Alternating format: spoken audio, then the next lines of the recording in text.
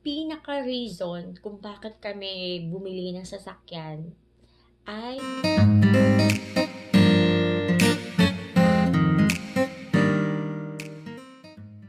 Annyeong Chingadol! Good morning! Mag-hot chocolate tayo.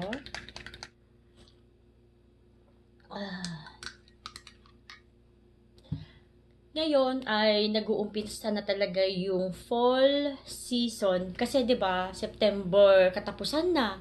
And nung September na mga first week, second week, as in ang init. Alam niyo yung parang nasa summer ka pa din, ganun siya kainit. So ngayon, ayan, nararamdaman na yung lamig ng hangin and masarap na talaga as in gumala. Kahapon, gumala kami, may pinuntahan kami sa Haeundae. And dapat may pupuntahan ulit kami ngayon kasama yung biyenan ko. Kaso si Mr. Dax ay napagod siya sa pagde-drive. So sabi niya sa mother-in-law ko, wag na muna kaming umalis. Siguro mga Thursday o Friday kami gagala ulit. May nagtanong sa akin, bakit nga daw ba ngayon lang kami bumili ng sasakyan? Kasi ganito yon. Dito sa Korea, 'di ba ang ganda ng kanilang public transportation? Hindi traffic dito sa Busan ha, hindi traffic. Tapos nasa on time yung oras ng dating ng mga bus, yung mga interval nila on time yan, may oras talaga yan. So, walang kahirap-hirap kung wala kang sasakyan, kung magko-commute ka, walang problema. As in, walang problema talaga. Pinaka-reason kung bakit kami bumili ng sasakyan ay para sa aming business. Kami po ay tour guide dito sa Busan. Yes, tour guide. And yung bus namin ay Starex siya, Grand Starex. Nasa 11-seater siya. Dahil si Mr. Dax ay hindi naman siya sobrang ganun kagaling mag-English. Kaya kasama ako palagi pag may itutour kami na customer. So, 11-seater siya, di ba? So, minus 2, so 9. 9 na lang yung available na pwede namin makuha na customer. So, ayun. Kaya, sa mga pupunta ng Busan dyan, ayan, pwede nyo kaming kontakin. Kami po ay tour guide dito, oo. So, sa nagtatanong dyan kung bakit kami bumili ng sasakyan is yun yung reason. Kasi tour guide po kami dito. Nag-try na kaming magkaroon ng customer. Yung mga customer ko din sa pasabay, alam niyo naman, nagbebenta din ako ng Korean product, F na F. Korean product, nagsisend kami kahit saan, kung nasaan ka mang bansa dyan, basta abot ng post office, EMS, yan yung name ng courier, pwede kami makapag-send ng product. Oo. So, yung may customer kami na customer namin sa pasabay and naging customer namin sa tour guide. Nung una kasi, ang mga nagiging customer lang namin is isa, dalawa, tatlo, ganyan. So, okay lang. Humihiram kami ng sasakyan doon sa brother-in-law ko. Kasi yung sasakyan ng brother-in-law ko naman is madalas nakapark lang yun sa bahay nila. Kasi yung brother-in-law ko, di ba may sasakyan siya, pumapasok siya everyday. Pero mas komportable kasi na sumakay, mag-bus, mag-commute, kaysa yung magdadrive siya. Kaya iniiwan niya yun doon. So, pwede namin hiramin yon every weekends. Kaya yun yung ginagamit namin pag may kumukontak sa amin na customer para magpa-tour. Nitong taon na to, may isang customer kami na naging customer na namin siya way back 2023. Naging customer na namin siya from Australia siya. Ngayon, bibisita siya dito sa Busan ulit kasama yung family niya. Madami sila. Nasa sila, 6. Tatlo yung kids, pero yung isa ang tangkad-tangkad. Yung anak niyang panganay ang tangkad. As in, 6-footer pagkakaalam ko. Tapos yung dalawa is yung parents niya. At saka, siya kasama din siya, yung dati kong customer. So, kailangan na namin bumili ng sasakyan na malaki. As in.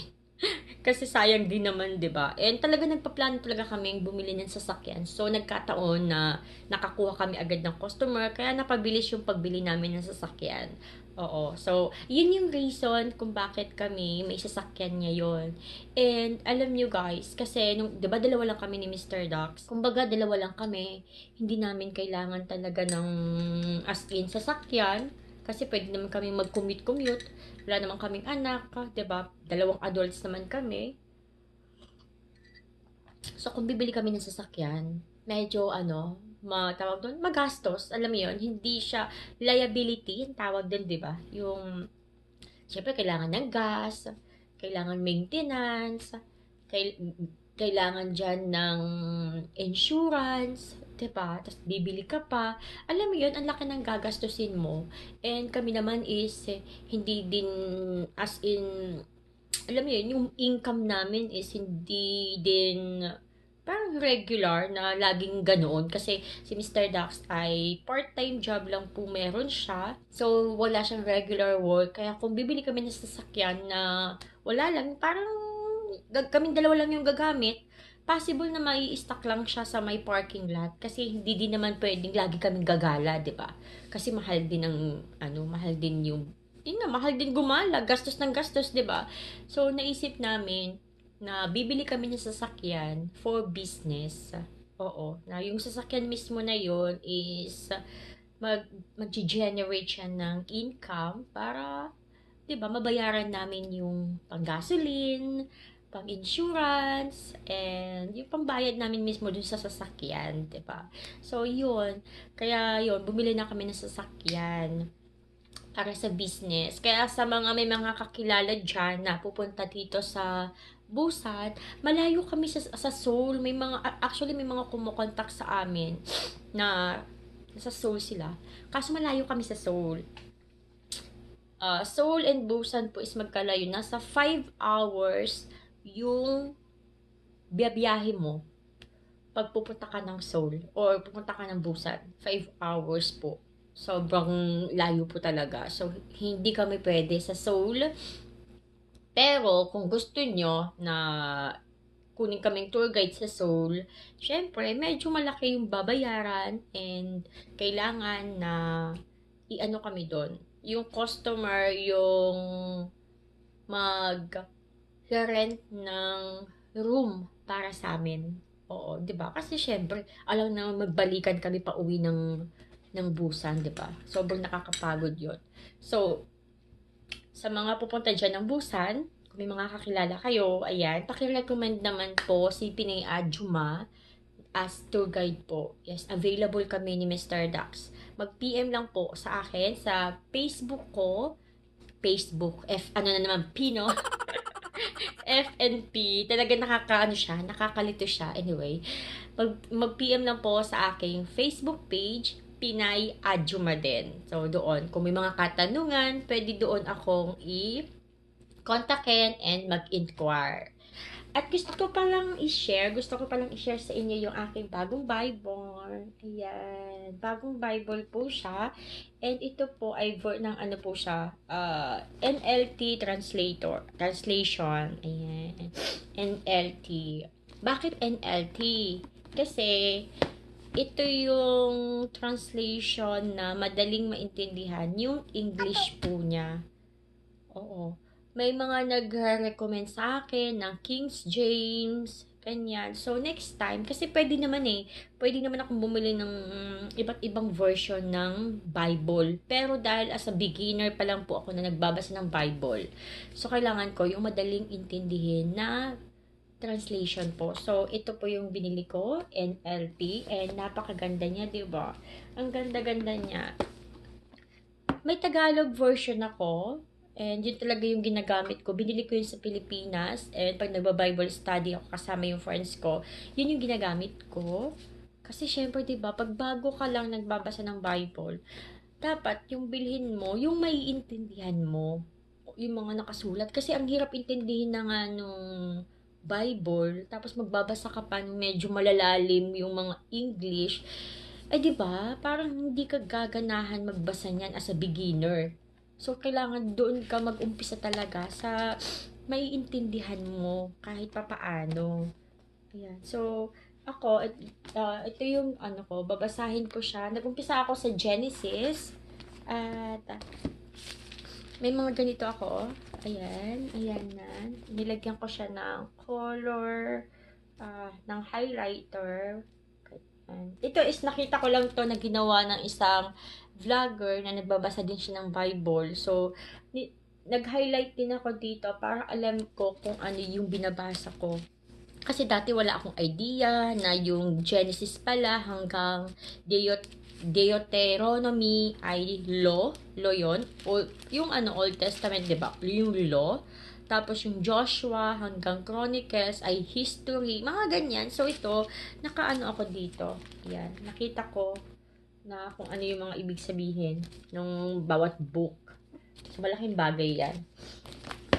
Nag-start na akong magbasa. Dahan-dahan ko lang. 1 chapter a day. Bali, pagkatapos kong mag-vlog, ito yung aking babasahin, gagawin. And gumawa ako ng aking sarili kong bookmark. Ayan. Actually, ito is to siya, envelope. Envelope to siya. Tapos, sinulatan ko lang ng mga affirmation ng tungkol sa Bible. Pati dito sa likod. Ayan. Sinulatan ko lang siya. Tapos, ito yung hindi ko alam kung bakit ako nagkaroon ng ganito. Binutasan ko dito sa gitna. Tapos, ayan, dinikit ko na dito. Ayan, di ba? DIY bookmark. Kasi hindi ko naman ginagamit. Kaysa bumili ako. Pero pwede naman akong bumili kasi ang mura lang din naman ng bookmark. Pero, naisipan ko gusto kong gumawa ng sarili kong bookmark. So, ayan. I'm proud to myself. Charot. So, ayan. Tapos, nagbabasa din ako ng book ngayon. Ito siya. The Expectation Effect. Ayan. Diba? Napaka-busy ng aking life. Napaka-busy ng aking life today. Thanks God. So, ayun lang. Maraming salamat sa panonood ng aking vlog na to. Medyo napadami yung daldal ko dito, no? Pasensya na kayo. At talaga, pag naupuan ko talaga yan, pag naumpisahan ko magdaldal, tuloy-tuloy na. Actually, pinaiikli ko lang tong pinagsasabi ko sa inyo para hindi naman kayo mabagot. Oo. So anyway, maraming salamat and God bless you all. Mag-iingat kayong lahat. And thank you so much sa patuloy na pagsuporta sa aking mga vlogs. Kahit na ganito lang tayo, no? Pag ganito lang tayo. Sobrang simple lang ng ating mga sinishare. Thank you so much. Na-appreciate ko kayo. And ayun, bisitahin niyo ako dito sa Busan at itutur ko kayo. Maraming salamat. Bye-bye!